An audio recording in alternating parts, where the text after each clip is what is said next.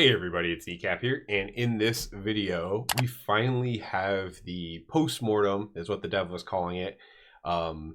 Basically feedback, self-feedback on the Felcycle secret. So I just mentioned this in This Week in WoW video, that I've been waiting for this.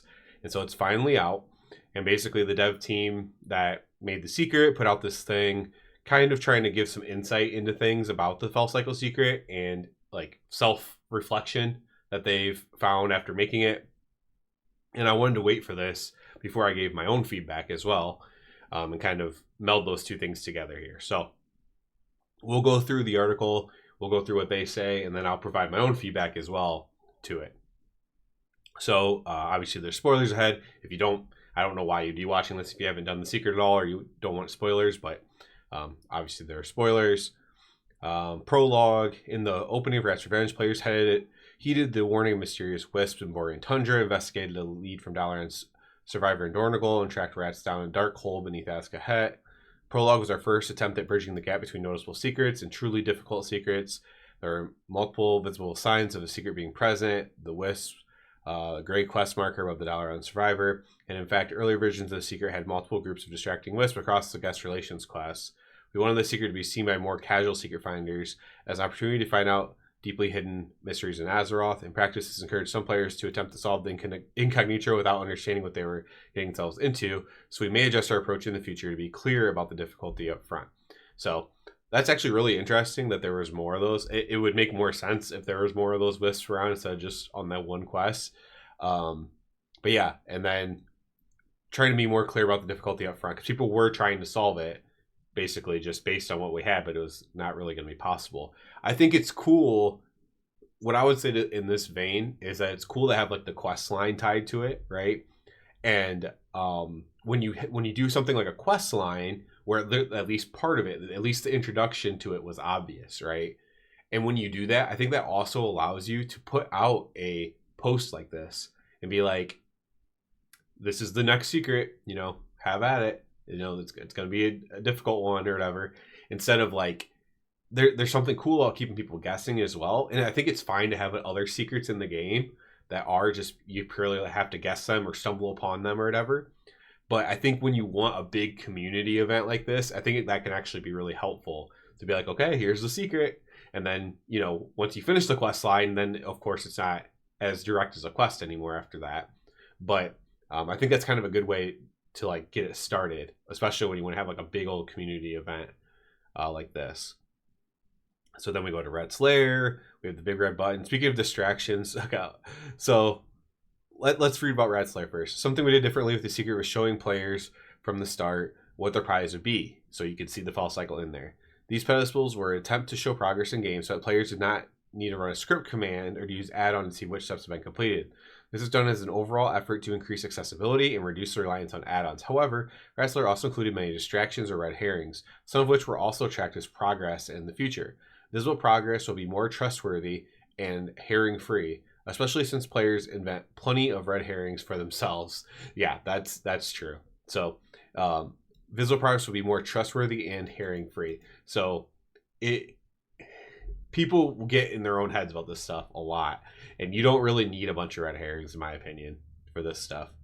Big red button. Speaking of distractions, nearly 90,000 players push this button an average of 1,000 times each. One determined secret hunter even managed to press the button 240,000 times. In total, the button was pressed over 71 million times, and we still don't know what it does. So yeah, that's one of those things where a lot of reasonable people were like, okay, yeah, we don't need to press this anymore. But at the same time, when it's there, someone's going to sit there and press it. Oh, maybe I have to press it 10 million times. Lovingly handcrafted clue. Label as Puzzle 1 on 1 o'clock. Loved by the community. The first puzzle in Rat Slayer was her lovingly handcrafted clue. Players correctly identified this as an anagram from early on. And in fact, one of the Chinese translations, it was simply that. It wasn't until much later the secret hunt that the solution for English and other languages was solved. While an anagram that long would already be difficult, rats seem to have made it unsolvable, making it incomplete. That is, by removing some letters. The question of which letters are missing, though, stumped the community for quite some time, even though it was right in front of them all along. No one could find the missing letters, until someone observed that the listed objective in Rat Slayer is to find rats. And that was the key. Rats had taken her own name out of the anagram, or as it happens, start. an anagram of rats, and a lovely way to begin her puzzling journey. The lovely handcrafted clues seem to have a leftover from Rat's former job as an eccentric event coordinator. Despite the labor of love she put in the puzzle with a celebratory mystery hunt, it never happened, at least not while she was in charge. Her puzzles were ruthless and unfair, and perhaps Rats knew this and hated it, which is why she tried to destroy her work in the next puzzle.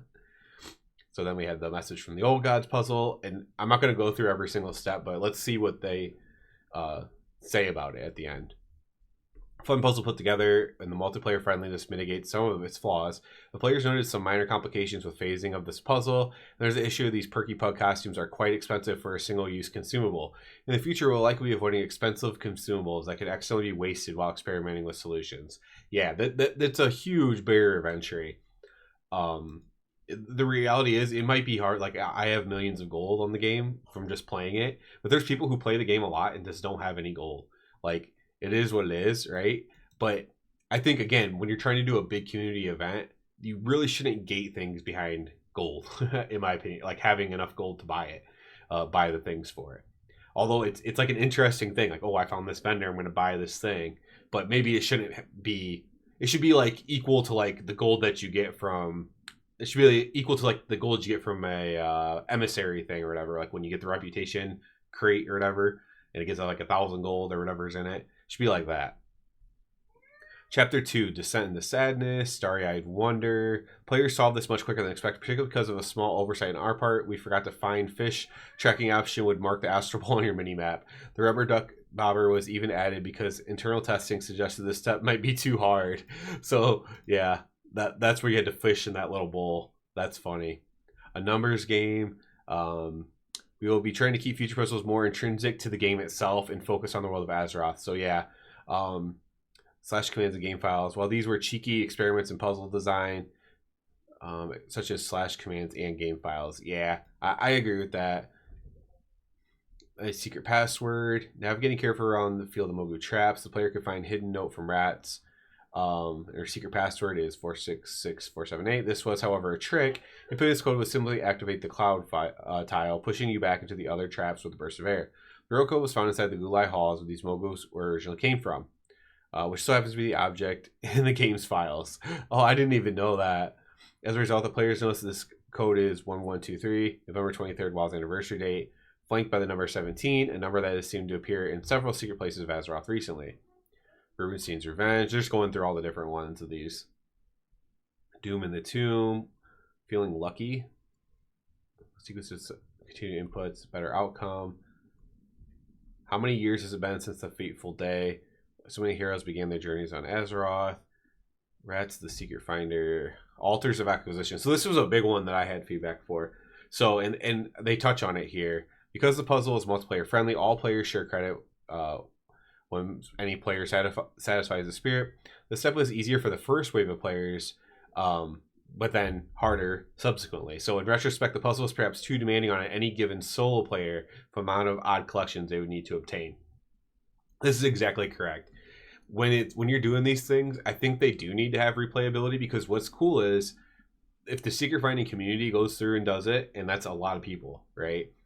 You know, tens of thousands, probably over 100,000, whatever people, they go through and do this, but a lot more people will do it if there isn't this weird barrier to where it's actually harder to do after that first wave of people, after that whole community does it. Now all of a sudden it's hard to do. That shouldn't be the case. It should be harder to do when you solve it, but if it's already solved, it shouldn't be hard to do. I think that's just a primary principle you should take forward in this, is if it's already been solved, it should no longer be hard to do, right? You should be able to follow a guide, a video guide, a written guide, the Discord, whatever you want to follow. You should be able to just do it once it's solved, right? And so that's what I would just say there. And it seems like they understand that as well. The Owl Watchers. So this is the puzzle thing. The puzzle has a few trips, make it more complicated. It's illustrated below. Puzzle. Ingenious players quickly wrote external tools. Originally, this step was designed to require individuals to solve their own unique puzzles rather than simply plugging in a solution. But it was very aggressive. So I actually wrote it all down myself to solve this one. And it's very aggressive, though. They say magician never reveals their secrets, but I'm no magician. there was no secret on the Isle of the Watchers, but the amount of effort the community put into solving it, I needed to add something here. This was one mystery that needed resolution. Yes, the statue's buffs are strange, the way they activate in a seemingly esoteric order. Yes, there is no shipped usage of cell door 3 through 5 by 1. Yes, the puzzle in Glazer's rooms seems like it should be something more than a simple dungeon world quest, but there were a confluence of oddities, nothing more. The development process often leaves vestiges and strange behaviors. So that's just what I'm saying. Hey, there really wasn't anything else here. When it comes to this puzzle, though, I will say it was probably... So your intended design was basically to do what I did and what a lot of people did when we first solved this. And that's literally to press every single button and write down what it did. That's what I did. I might still have the paper somewhere. And it's a way too much, though, honestly. It's like... I think having to write it down on your own separate piece of paper is kind of too much. I think it should just be something you could do in the game in some way. I love big puzzles, though. Don't get me wrong. I love the idea of this puzzle, but it needed to be something that is more approachable from just an in-game standpoint, right? Like, okay, I see how this works, and then once I figure out how it works, then I'm able to go through and press him correctly or something like that. Despite everything, she's still rats. Continue following rats. Pressure plates. So this is the pressure plate thing. So this one was really rough. Solved as a team for players who like playing with friends. In practice, though, most players seem to prefer taking the extra time to drag statues around than taking the time to group up. Yeah. Although the people who did solve this step did end up working together. I don't know if they were in the same thing, but they did combine ideas to solve this one. Was this the same one with the rats? Pressure plates, plays more than 7. The wraps around with an extra person to play. For example, 8 is 2 people in plate 1, 9 is 2 people in plate 2, and so on. Okay. Yeah, this is the rat one. So this one again, this one was a little bit too difficult in my opinion. And this one actually took a lot of brute force. And again, I would just severely question this one again, as far as with the rats spawning, and I don't know. I think there's better ways to go about this. The person and people making this were brilliant. It's nothing against them as far as that, but I think it's asking way too much of like random people in the game to just try to figure this out. It's like, this is like next level stuff, like really high level thinking, and it opens up what I would say about it is it like opens up this Pandora's box. Like, okay, so if this is on the table, then what's not on the table, right? You might need to like break out some advanced calculus or some advanced physics or something to solve a puzzle in World of Warcraft. That's crazy. For the love of play. Yeah. Just going through all the little stuff here. But there one more clue to find. The Naga Dark Shore. They were well aware of what to put in the space below. By seeing the stars above, they could connect the crystal's glow. So space below. Concluding commentary. The song was absolutely epic, and we're thrilled to be a part of it. Congratulations to everyone who worked on solving. You did a fantastic job. Let's answer frequently answered questions. What's the meaning of Rat's Revenge? We'll let you decide. How did you go about designing puzzle at the right challenge for a large community? Making puzzles in MMO is incredibly difficult. Leveraging obscure Warcraft. Okay. Some of our tools include leveraging obscure Warcraft knowledge, leveraging a variety of skills and accomplishments, such as your collections, creating individualized steps, such as the Watcher puzzle. This hunt confirmed that many players will scour every inch of Azeroth looking for clues, while a fewer number of players will take out a pen and paper and map out their wildest theories. As secret designers, we try to create solutions just outside what you would think to try. So what I would say is, let's try to have the answers be more in-game and less with pen and paper. It's like it takes you outside of the game, right? I feel like I'm solving a secret in real life. It's like I'm like going to go, I'm like in the Da Vinci Code or something like that. What'd you learn from watching the community solve the secret? So much. We took notes, so the next secret can be better. More puzzles that leverage obscure lore. Yeah, that's good. Fewer red herrings. More individualized puzzles. I like that. Clearer rules on the boundaries, such as whether you need external information. I would really appreciate the feedback, blah, blah, blah. Consideration, next part of Rat's story. And yeah, so my feedback is, I think all that stuff is great. I think they learned a lot. I think they covered a lot of stuff that I thought was a bit maybe overdone in this. But what I would like to focus on this final feedback here is that we really should, when you have something this spectacular in the game, and it was spectacular. It was a spectacle, right? You should want as many people to do it as possible. And so after the initial people in the Secret Find Discord, we all do it when it gets solved, right? Pretty quickly. And then maybe friends or people that we know, or we tell them in our Discord, our guildmates, whatever, right? Then some of them go do it. But some of them give up right away because it's too many steps, too much gold, too much stuff like this, right? And I think basically you should always just be in your head when you make something this grandiose that, again, when it's first solved, it should be hard to solve. But after it's solved, the difficulty should drop precipitously, right? And so there shouldn't be this huge barrier to getting everyone else to go try it and go do it. And then maybe they'll fall in love with secrets, and maybe they'll join the Discord, and then maybe they'll be in the first round of people that do it in the future, right? I think that would probably be the hope. And so I would just really, really focus on that for whatever the next version of this is, the next new secret is be like, okay, this is very hard to solve, but once you solve it, it's actually really easy. So it can be something that's like, okay, it's really hard to solve. You have to go around the world and you have to find these clues, and then those clues are going to correspond to a number, and then you type in the number and you get it, right? Well, that's actually really easy because for the person, once you solve it, it's really easy because the next person just has to type in the number, right?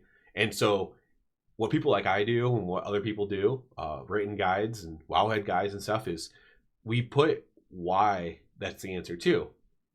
So your secret's not going to waste. We're saying, okay, you go there, you do this, this, and this. Those come up with those numbers. Here are the numbers for you. You can just type them in, right? You don't have to go across the world and find them all. You just have to type them in. But we still explain to people, what the step was. We're not trying to diminish the step, but the step often is going to be too cumbersome for most people to do or want to have to deal with. And so that's like an example of a good step, is where the solution is quite simple to put in, even if the solution was very difficult to find the very first time. So that would be something that I would keep in mind. It's just getting as many, just like I said, have it be replayable, redoable, whatever, and also just as many people that can do it as possible, because it makes it more cool. It makes it even a bigger community event. It takes it from just being a secret finding Discord event to a whole game event, right? And I'm trying to think of like what ones really were like that, but I guess a lot of them have been really mostly like secret finding Discord events. Like some of them are so cool, like the hive mind. People like want to do the hive mind, but that had its own issues with not being very friendly to do, especially after the first wave of people. And so yeah, I would also say like having to have obscure pets and stuff like that. That's so few of the community has like these very obscure pets in the game. I think it's neat to have like little pet stuff, maybe help you find the clue, but then maybe you don't need the pet to solve the clue, right? Maybe try to keep that kind of thing in mind. And that's where I'd say with this. But all of that being said, while I have criticisms, obviously, and things that I think that could improve, as I also said, this was spectacular. It was a spectacle. It was great. It was very, very fun. I had a blast doing it. I had a blast working on it. I had a blast making content about it. And it was really good. And you did a great job to the dev who worked on this, to any of the devs who worked on this. You did great. And like, I think what we should be doing is just aim even bigger and see if we can get 1 million players with the Felcycle or something like that, right? And I don't know how, maybe 1 million players eventually did get it. I don't know. But let's see how many people we can get into these secrets, because and when they're in the game, how I'm suggesting, you will get more people to do it, because anybody can try to use their Warcraft knowledge to say, ooh, I know about this boat that I randomly saw one time when I was in this cave, because I fell down in this cave when I was, back in 2009, and I'm going to go in there and I think the number might be on this boat. People can go in and do that, but when you have to solve like this weird formula with the rats, that completely narrows down the amount of people that can solve it. So, just more approachable as well. But yeah, like I said, great job. My qualms are just to get more people to do it. It's not that it's bad or anything like that. My only negatives are that I just want even more people to do it. So that's it for this one. As always, I do ask you to please subscribe to the channel. It helps me out a lot. And other than that, everybody have a good one.